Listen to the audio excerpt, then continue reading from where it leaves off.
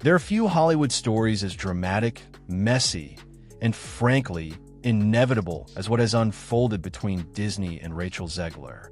What began with high hopes and massive fanfare has now crumbled into a full-fledged PR nightmare. One that even Disney, the most powerful entertainment empire on Earth, couldn't contain. It all started when Disney made the bold decision to cast Rachel Zegler as Snow White in their live-action reboot of the beloved 1937 classic. The announcement was met with a mix of cautious excitement and curious skepticism. After all, Rachel was coming off a star-making turn in Spielberg's West Side Story and seemed poised to become one of Hollywood's brightest new stars. But even before the cameras rolled, trouble was brewing. Rather than embracing the legacy of Snow White, Rachel made it clear she had a different vision. In interviews, she openly mocked the original animated film, describing it as outdated, creepy, and problematic.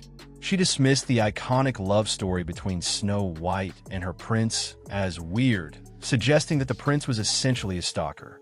Instead, she promised that her version of Snow White wouldn't be dreaming about true love. She would be too busy plotting her rise to power. The comments didn't land the way Rachel or Disney had hoped. Fans, particularly longtime Disney loyalists, were appalled. To them, it wasn't just an update. It was a complete rejection of the values and spirit that had made Snow White a timeless fairy tale. Still, Disney pressed forward. Production began. Promotional material was teased. Hopes remained that when the movie finally debuted, audiences would embrace the changes. They didn't. Early leaks from the set stirred even more controversy. Instead of 7 dwarfs, set photos showed a random assortment of diverse, average-sized extras, a clear attempt by Disney to avoid accusations of ableism, but one that only fueled more backlash. Even prominent figures like Peter Dinklage called out the move, criticizing Disney's selective wokeness and questioning why the studio was simultaneously patting itself on the back for diversity while erasing representation for actual little people. Things went from bad to worse when Rachel herself began engaging directly and often combatively with critics online. When social media users pointed out her lackluster vocals during a live performance of Waiting on a Wish, Rachel snapped back defensively, insisting she was, in fact, a soprano and promoting West Side Story to prove it. The optics were terrible. Instead of handling criticism with grace, Rachel came off as thin-skinned and hostile. Behind the scenes, Disney executives were reportedly panicking. According to insiders speaking to Page 6, Rachel had gone completely rogue. She was ignoring direction from PR teams, going off-script in interviews, and turning what should have been a billion-dollar franchise into a daily media disaster. In response, Disney made the extraordinary decision to scrap traditional press tours for the movie. Instead of glitzy Hollywood premieres and star-studded red carpets, they opted for low-key events packed with hand-picked influencers, carefully chosen to ensure no dangerous questions would be asked. The European premiere, once planned as a grand event in London, was quietly shifted to a small gathering in a sleepy Spanish town, with local Instagram personalities replacing A-list celebrities. Even Rachel's co-star Gal Gadot, who plays the evil queen, was conspicuously absent from the European events, leaving Rachel awkwardly standing next to the director, Mark Webb, as the sole representative of the film. Photos from the event told a bleak story. 4 smiles, empty carpets, and an overwhelming sense that Disney was simply trying to run out the clock until the movie's release. Meanwhile, reports surfaced that Disney had effectively sidelined Rachel internally. While no official statement was made, whispers grew louder that Rachel had been frozen out. Her role in promotions cut to the bare minimum, her interviews strictly controlled, her image carefully managed. And then came the box office numbers. Snow White opened to disastrous results. Ticket sales were abysmal. Early audience reactions were savage. Rotten Tomatoes scores plummeted. IMDb ratings dipped to a shocking 2.2 out of 10. Critics branded the film as one of the worst Disney remakes ever made. Even normally friendly media outlets struggled to spin the narrative positively.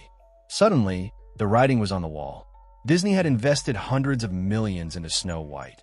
only to see it dragged through the mud by bad press, internal dysfunction, and a lead actress who seemed incapable of staying on message. The only way to salvage the situation was to cut their losses, and Rachel Zegler was the biggest loss of all. Insiders soon confirmed what many had suspected. Rachel had been fired. It wasn't a dramatic firing. No tearful phone calls or explosive confrontations. It was slow, quiet, and brutal. Her contract wasn't renewed.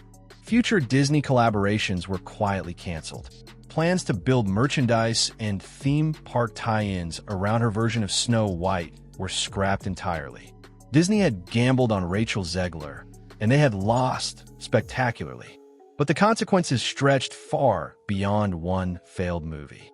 Snow White's collapse sparked a broader conversation about the dangers of tampering with beloved classics. Fans and critics alike questioned why studios felt the need to modernize timeless tales instead of simply creating new ones. The backlash wasn't just against Rachel. It was against a Hollywood system that seemed more interested in virtue signaling than storytelling. For Rachel herself, the future remains uncertain. Once hailed as Hollywood's next big thing, she now faces an uphill battle to rebuild her career. Her name, once associated with hope and promise, is now tied to one of Disney's most humiliating failures. And it all could have been avoided if Rachel had shown respect for the original material. If Disney had listened to the fans instead of dismissing their concerns.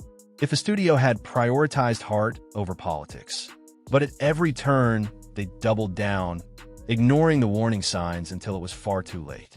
Rachel Zegler's firing isn't just the end of a rocky partnership. It's a cautionary tale for the entire entertainment industry, a reminder that audiences still care about the stories they love, and that no amount of spin can cover up the cracks when authenticity is lost. The fall of Snow White will be studied for years, as an example of how not to reboot a classic, as a warning against arrogance, against cynicism, and against forgetting why people fell in love with these stories in the first place. And at the center of it all will stand Rachel Zegler, the princess who was supposed to bring a fairy tale to life, but instead became a tragic chapter in Disney's long and storied history.